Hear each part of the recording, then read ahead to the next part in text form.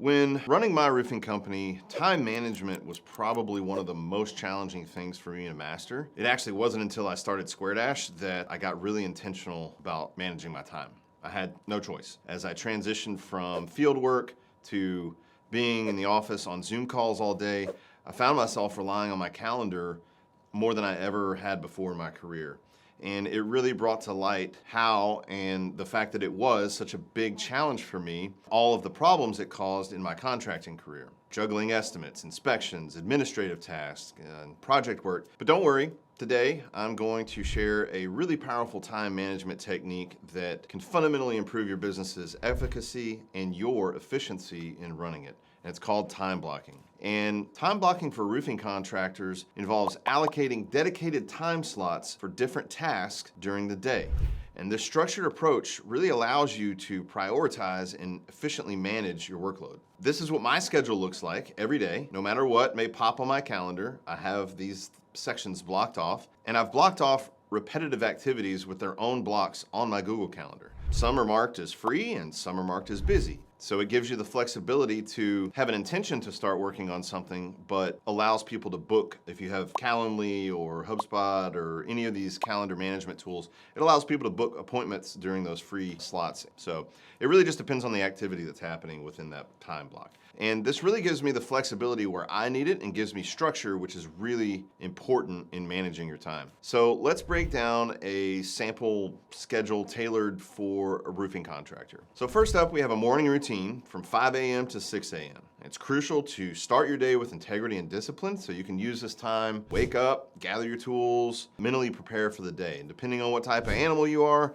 this could be your gym time or your time of intention, journaling, meditating, or time for spiritual growth. Whatever it is, make it a routine and develop a habit. It's really important to start your day in the right headspace. Now, from 6 a.m. to 10 a.m., I like to focus on administrative work. Now, depending on who runs production, you may need to check in with your crews and ensure that any material was delivered and jobs are starting without any major issues. And assuming there are no major fires to put out, this becomes the estimate and administrative work segment of the day. And this is an ideal window to focus on writing estimates, responding to emails, managing paperwork. The early hours of the day are typically less interrupted, and that really allows you to dive deep into some of these important tasks and just put your blinders on and get them done. After that, let's say from 10 to 12, that would be a good time for roof inspections. Sometimes you want to do morning roof inspections. So it's perfect for conducting thorough inspections when the lighting conditions are optimal. And I would always give myself room for early and late inspections, especially if you're needing to meet customers on site after they're off work. Afternoon's gonna be better. But in the morning, you can go maybe knock out some commercial inspections or just inspections where people might need to be there. From 12 to 1, I try and grab a bite to eat.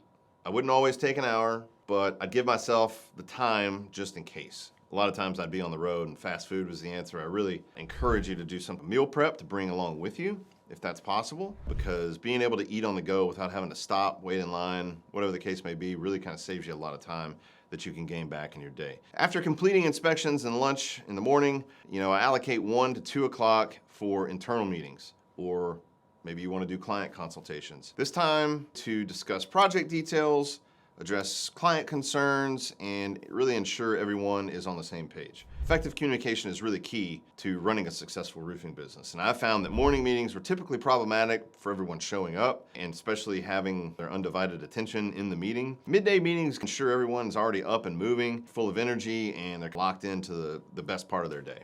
Now, from 2 to 4, that's where you're gonna wanna return to focused project work. Use this block of time to work on ongoing roofing projects, coordinate with your team on their afternoon marketing efforts, figure out where your door knockers are gonna be, and just generally monitor progress of what's going on throughout the day. Now, staying focused during these hours will significantly boost your productivity. And if you have active jobs in production, this is usually crunch time. And when your foreman will likely notify you that you're running out of drip edge or you're 2 bundles short of shingles, just in time to make it to the supplier before they close. That's one of those fluid afternoon blocks that for a roofing contractor can be always in flux because you never know what's gonna happen, but it's important to assign it to something. So then from 4 to 5, allocating time for administrative tasks is pretty essential because you need to set yourself up for the next day. So this includes updating project records, organizing your files, handling any necessary paperwork before heading into the next day, and just keeping your administrative tasks up to date will ensure smooth operations going into the next day. If you don't end your day with wrapping up some loose ends, you have the propensity to forget, and then they disrupt your morning, and then your entire day is off. So try and wrap up any loose administrative ends at the very end of your day. You'll leave feeling accomplished, you'll know you're set up for the next day, and trust me, it just avoids a lot of problems in the mornings. This is also a good time for your afternoon inspections when you need to meet up with customers at home. Typically it's a little cooler in the day, so if you live in a hot area and you're doing it during the summer, it's really not as bad there. Now, at this point, you've put in a long day's work, 5 to 6. If you're not still out doing inspections, make time for personal growth and industry education. Use this time to stay updated on the latest roofing techniques, attend online webinars or workshops, or do research on new products or whatever the case may be, right? New marketing methods, and just invest in your personal and professional development. Now, at 6 p.m., stop working. If you have a family, go home, be present with them. There's never enough hours in the day to accomplish everything that you need to get done. So knowing that, just make sure you developed an off switch, because that can cause a lot of problems in your personal life. Because all the people that you're working so hard and that you're doing this for, your why, they need to still feel connected to you and loved by you. That's really important. So life goes by in an instant. So when you're gone, you don't want your children's memory of you to be, oh yeah, dad was always working. Now, if the whole family thing doesn't apply to you, just take this time for yourself. Engage in activities that bring you joy and help you recharge. Remember, maintaining a healthy work balance is essential for long-term success. So go to the gym, take a walk, do whatever you gotta do to fill your tank back up. Now, this is certainly just a guide on how to structure your day, and it's from my point of view. By no means am I telling you this is how you should structure your day, but rather I hope this is a helpful guide on how to bring predictability to the chaos that kind of ensue when you're a busy contractor and you're just running with your hair on fire. By putting structure in place for your time on a calendar with actual blocks that you can visualize and see, you will begin to fall into a rhythm that becomes part of how your mind moves through the day. So if you do this diligently, you will see your productivity go up and what I call list management stress go down. So I hope this has been helpful. I'd love to hear any thoughts on how you might do your time management or your time blocking, so please feel free to leave it in the comments. If you like this video, please like and subscribe, follow us, turn on notifications. If you thought this might be helpful for someone else, please share it with them. Help the algorithm kind of get the word out. That's all I got for today. Thanks for watching. We'll see you next time.